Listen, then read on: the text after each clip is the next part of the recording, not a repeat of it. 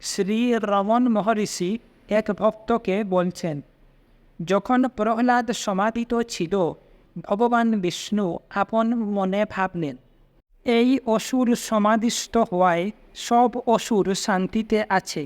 কোনো যুদ্ধ নাই, কোনো শক্তি পরীক্ষা নাই, শক্তির জন্য অনুসন্ধান নাই, আর শক্তি পাওয়ার উপায়গুলোও নাই। শক্তি লাভের উপায়ের অভাবে যাগ যজ্ঞ ইত্যাদি অর্থাৎ দেবতারা প্রতিষ্ঠা পাচ্ছে না, নবীন সৃষ্টিও হচ্ছে না, যা আছে তাদেরও কোনো সার্থকতা নাই। সুতরাং আমি একে জাগিয়ে দেব, তাহলে অসুরেরা জেগে উঠবে, তাদের মূল স্বভাব জেগে উঠবে, দেবতারা তাদের প্রতিদ্বন্দ্বিতা করবে, অসুর ও অন্যেরা শক্তির অনুসন্ধান করবে ও সেটা পাওয়ার জন্য উপায়ের সাধন করবে। যজ্ঞ ইত্যাদির উন্নতি হবে, দেবতারা সমৃদ্ধ হবে, আরও সৃষ্টি, আরও সংগ্রাম, আর আমারও অনেক কাজ হবে।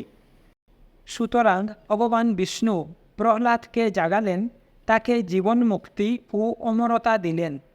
দেবাসুর সংগ্রাম শুরু হলো, আর পূর্বতন ধারা পুনঃপ্রবর্তিত হলো, যার ফলে ব্রহ্মাণ্ডের চিরাচরিত রীতি চলতে লাগল। ভক্ত জিজ্ঞাসা করলেন, ঈশ্বর কি করে অসুর ভাব জাগালেন আর আবহমান কাল ধরে যুদ্ধ আনলেন? ঈশ্বরের স্বভাব কি বিশুদ্ধ শুভ নয়? মহর্ষি বললেন, শুভ একটা আপেক্ষিক বস্তু। শুভ থাকলেই অশুভের ইঙ্গিত করে। তারা সর্বদা সহ অবস্থিত, একটি অন্যের অপর পিঠ।